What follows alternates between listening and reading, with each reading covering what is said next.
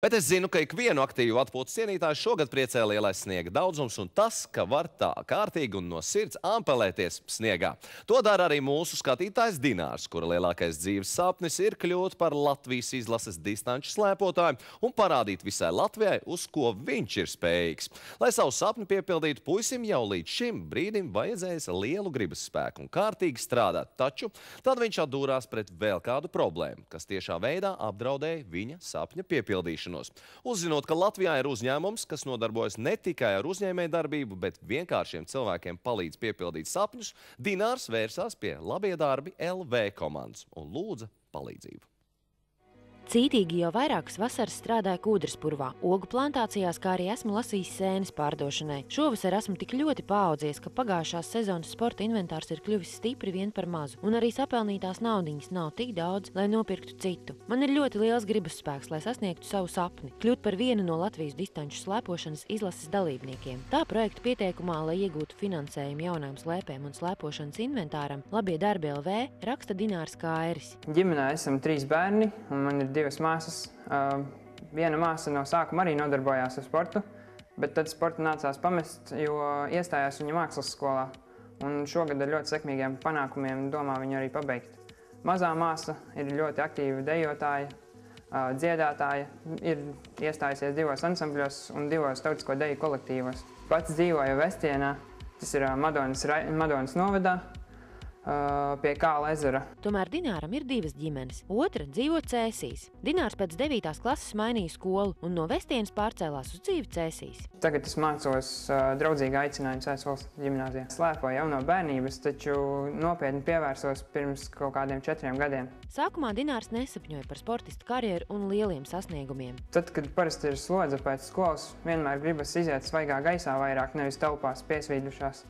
Un tad es pēc skolas, lai nodzītu stresu, gāju slēpot. Un tad ļoti, ļoti iepatikās, un tā tas turpinās arī vēl šodien.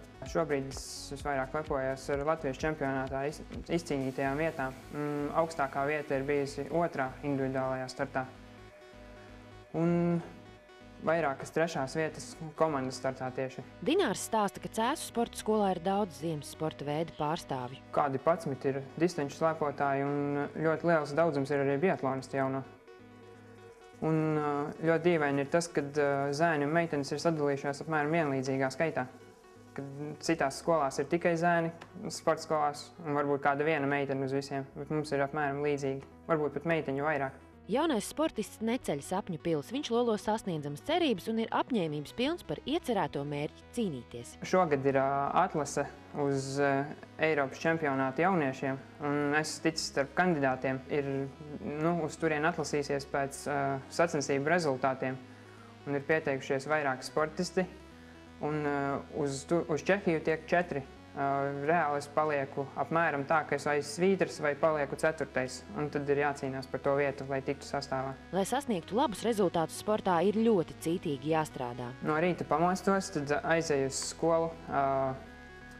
Pirmdienās skola beidzas pirms 4, un tad uzreiz atnākot mājās ir jāiet uz treniņu. Pirmdienās treniņi pagaidām vēl notiek svaru zālē. Otrdienās, trešdienās sanāk pēdējo stundu bastot, lai paspētu uz treniņiem. Tie šobrīd notiek uz sniega. Ceturtdienas ir brīvdienas, un piekdienās dodos uz mājām. Piekdienās paslēpoju pa Madonas trasi, un sestdienā un svētdienā, ja sanāk laiks, tad pa Vestienā vai Gaiziņkalnā. Un tad dodas atpakaļ uz Cēsīm, un nedēļa no nedēļas tādā pašā režīmā. Par bastotajām stundām skolotāji nesot dusmīgi, jo Dinārs ir nevienkārtīgs sportists, bet arī skolnieks. Vidēja atzīme ir 8,4 pa visām mācībām. Viens no lielākajiem Dināra atbalstītājiem ir puišu draugs un klases biedrs vēl no Vestienas skolas gaitām – Mārtiņš. Tieši pie Mārtiņa ģimenes Dinārs dzīvo Cēsīs. Mārtiņš nodarbojas ar sportu. Arī viņš ir sasniedzis ļoti daudz Latvijas sportā. Un arī viņš ir viens no izlases kandidātiem. Ļoti liela motivācija radīja tieši viņš, jo tad, kad es atnācu uz Cēsīm, man nemaz negribējās sportot. Mārtiņš ir vieglatlēts, tāpēc abi draugi savā starpā nav konkurenti. Cēsu ģimenē ir kāds ļoti aktīvs abu jauno sportistu atbalstītājs – franču buldogu jaunkundze Nika. Viens no Cēsas ģimenes locekļiem vienmēr paliek mājās un gaida savus sportistus, atgriežamies no treniņiem. Dinārs ir apņēmības pilns iekļūt Latvijas distanču slēpošanas izlasē un tajā noturēties. Viņa sapni palīdz piepildīt Labie darbi LV komanda. Dinārs varēja iegādāties sev gan slēpes, gan nepieciešamo sporta inventāru, lai varētu pilnvērtīgi trenēties. Ir tāds teiciens, ka Ziemassvētku laikā viss ir iespējams.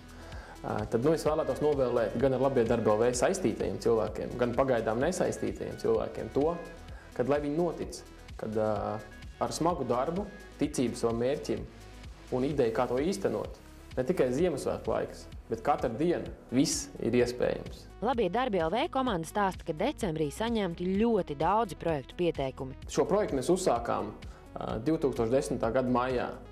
Un varētu teikt tā, ka šis projekts ir tikai savos bērnu autiņos. Ar tikpat lielu deksmi, kādu talantīgi un idejām bagāti cilvēki raksta projektu pieteikumus un lūdz finansējumu savu mērķu sasniegšanai, strādā arī Labie darbi LV komanda. Mēs esam ļoti priecīgi, kad projekts Labie darbi LV 2010. gadā ir iegūst tik lielu sabiedrības atbalstu, gan pieteikumu skaita ziņā, gan labo vārdu ziņā. Tādēļ mēs, SMS Kredit LV, sadarbībā ar Draugiem LV, plānojam 2011. gadā šo projektu pacelt vēl augstākā līmenī, piesaistot jaunus ziedotājus, lai palielinātu projektu fondu.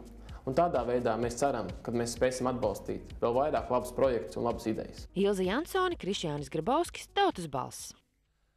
Labas idejas un labus darbus var un vajag darīt ik vienam no mums, bet ja ir kāds, kas no malas vēlas palīdzēt, tā teikt, pastutēt labo domu, lai tā pārvērstos reālā darbā, tad tas ir vienkārši unikāli un mēs varam tikai lepoties ar šādiem uzņēmējiem, kuri arī grūtajos laikos ir atraduši iespēju cilvēkiem palīdzēt piepildīt savus sapņus.